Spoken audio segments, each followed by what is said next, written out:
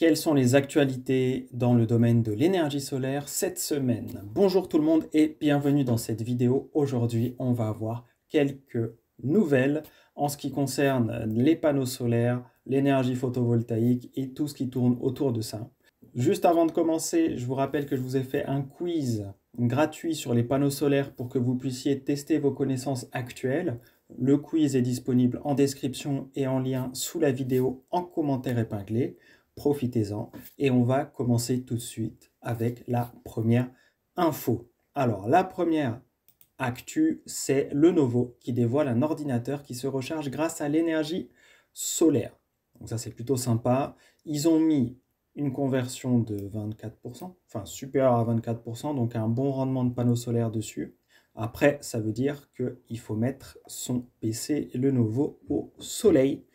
Donc je vous laisse aller lire l'article sur les risques de surchauffe potentielle ou pas. En tout cas, c'est assez intéressant et on a une rentabilité qui est plutôt cool puisqu'ils considèrent qu'avec 20 minutes d'exposition au soleil, c'est suffisant pour 1 heure de lecture vidéo. Donc ça commence à être sympa. Et je pense qu'il y a de plus en plus de choses comme ça qui vont arriver à l'avenir. Dites-moi en commentaire ce que vous en pensez parce que ça peut peut-être changer effectivement 2-3 choses, à voir si ça n'abîme pas les ordis, bien évidemment. Alors on va passer à la deuxième nouvelle. Sunbooster qui invente un panneau solaire qui s'installe à la place du brise-vue des clôtures.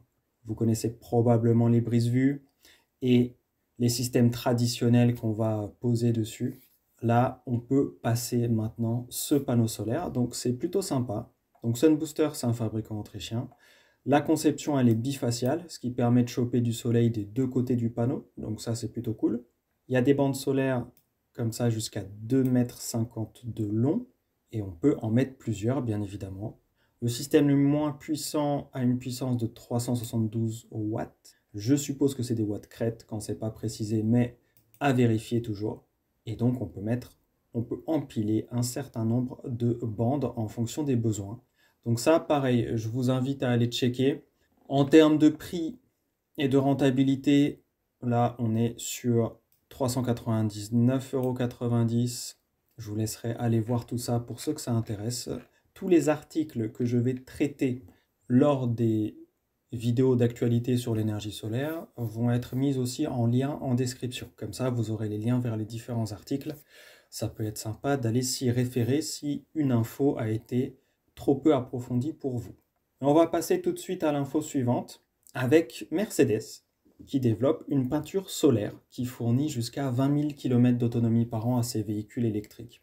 Et d'ailleurs, il y a des infos assez intéressantes qui arrivent en fin de vidéo et notamment la dernière actu devrait être sympa. C'est une actu que j'ai bien aimée et peut-être qu'on va la creuser par la suite. Mais je vous en parle en fin de vidéo du coup. Donc pour Mercedes, si effectivement on a une peinture solaire qui peut fournir jusqu'à 20 000 km d'autonomie par an à des véhicules électriques, bon, ça commence à être sympa. Alors les 20 000 km par an, ça dépend où vous êtes. Ça dépend si vous êtes à Los Angeles ou ailleurs. Mais globalement, c'est plutôt intéressant. Après, je ne vais pas creuser plus que ça cette technologie-là, puisque c'est plus voiture.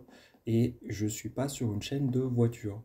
Mais on est dans du solaire quand même, donc j'ai trouvé ça important de vous transmettre l'info. Alors ensuite, on a la Chine qui commence à tapisser les déserts de panneaux solaires sur des surfaces très importantes. Je vous laisse aller voir l'article pour les détails. Et il parle de révolution verte puisque ça permet de transformer radicalement l'écosystème.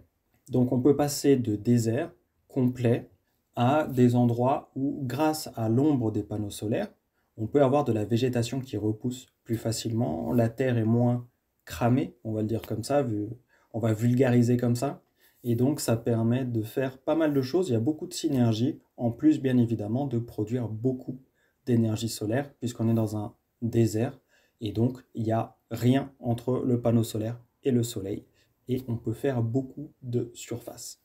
Donc ça c'est plutôt sympa. Grosse news, la Chine fait beaucoup de choses sur le solaire, donc si vous vous intéressez vraiment au solaire, vous inquiétez pas, je vais probablement vous reparler de la Chine à différents moments. Alors ensuite, une réalisation en France d'une des plus grandes toitures en tuiles solaires en terre cuite. Donc 1200 mètres carrés de tuiles photovoltaïques qui ont été installées. Donc ça ressemble à ça. Vous avez ici en fait quasiment tout le toit qui a été mis avec des tuiles solaires. Et donc ça permet de produire pas mal d'électricité grâce au solaire tout en restant dans une architecture acceptable avec les normes de l'endroit. Puisque on a un certain nombre de normes en France et qui font qu'on ne peut pas mettre des panneaux solaires sur tous les toits, dans tous les villages, comme on veut, etc. Et donc les tuiles solaires sont une alternative, somme toute, efficace, en tout cas dans ce cas-là.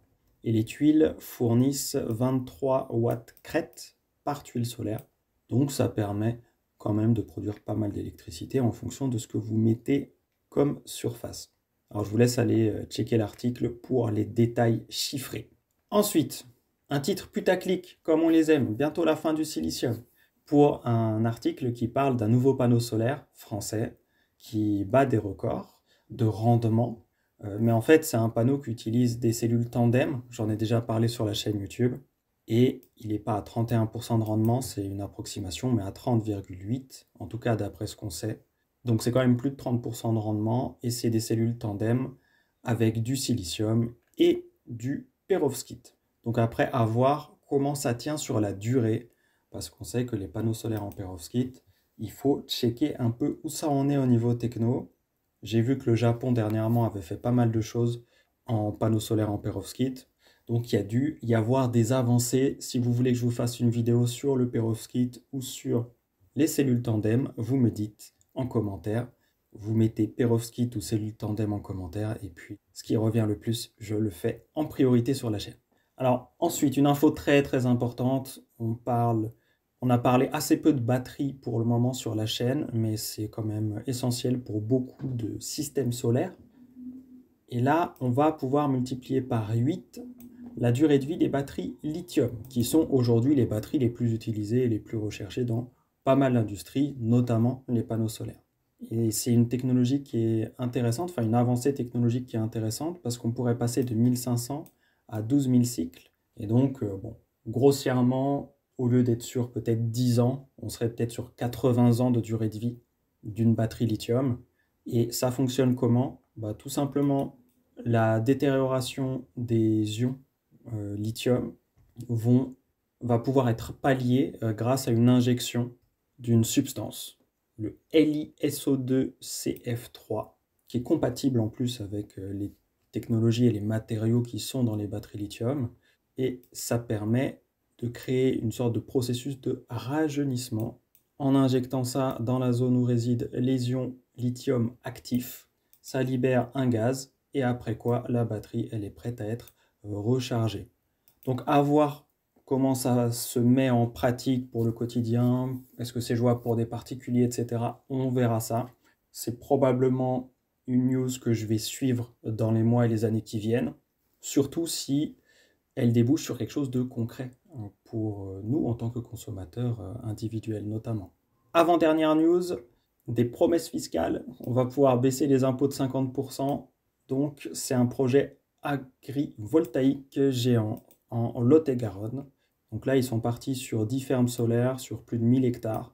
Et l'idée, c'est de collecter 2 millions d'euros de recettes fiscales supplémentaires par an grâce à cette énergie solaire. Donc c'est un très gros projet pour la France. Je vous laisse aller lire l'article si ça vous intéresse.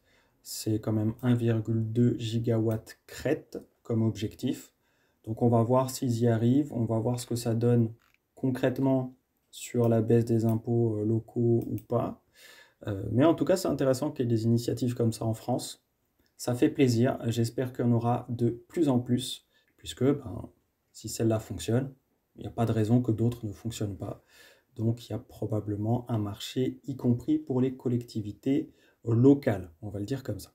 Et dernière news, les dernières innovations en matière de panneaux solaires. Donc on a les panneaux solaires bifaciaux dont j'ai déjà parlé, c'est pas vraiment une innovation, on en trouve déjà un peu partout, notamment sur Amazon et sur des sites spécialisés. Et puis on a aussi les panneaux solaires hybrides. Alors là, hybride, ça ne veut pas dire grand-chose, puisque ça peut vouloir dire plusieurs choses. Mais là, on va parler de panneaux photovoltaïques thermiques, abrégés en PVT. Donc, dans un panneau solaire photovoltaïque classique, le matériau utilisé, par exemple le silicium, va pouvoir transformer seulement une partie du spectre de la lumière du soleil qu'il reçoit en électricité. Tout le reste du spectre va être perdu et en fait, ça se manifeste par de la chaleur qui est perdue, non utilisée. Là, avec ces panneaux-là, l'idée, c'est de prendre la chaleur qui a avant été perdue et de l'utiliser, par exemple pour chauffer de l'eau ou pour d'autres utilisations de chauffage. Donc c'est super intéressant. Si vous voulez que je vous fasse une vidéo plus détaillée là-dessus, vous me dites en commentaire, vous marquez PVT, et puis je saurai, en fonction du nombre de personnes qui commentent ça, si ça vaut le coup d'aller faire une vidéo là-dessus ou pas. Sur ce, je vous rappelle qu'il y a un quiz sur les panneaux solaires qui est gratuit, le lien est sous la vidéo si vous ne l'avez pas encore fait, c'est le moment. Prenez soin de vous, c'est toujours le plus important et je vous dis à très vite dans de prochaines vidéos d'actualité et je vais probablement sortir aussi un nouveau format de vidéo où je vous donnerai les dernières promos du moment en ce qui concerne les panneaux solaires et autres dans le domaine de l'énergie solaire. Ciao, ciao!